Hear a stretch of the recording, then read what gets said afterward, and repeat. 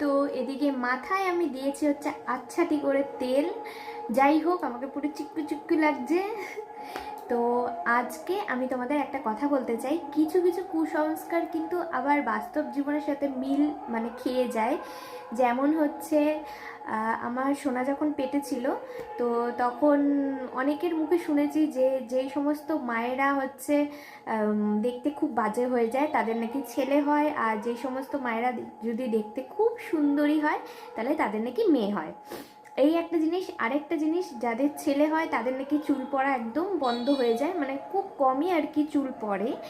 আর যাদের চুল প্রচুর পরিমাণে পড়ে তাদের নাকি মেয়ে হয়। তো এটা আমি শুনেছি।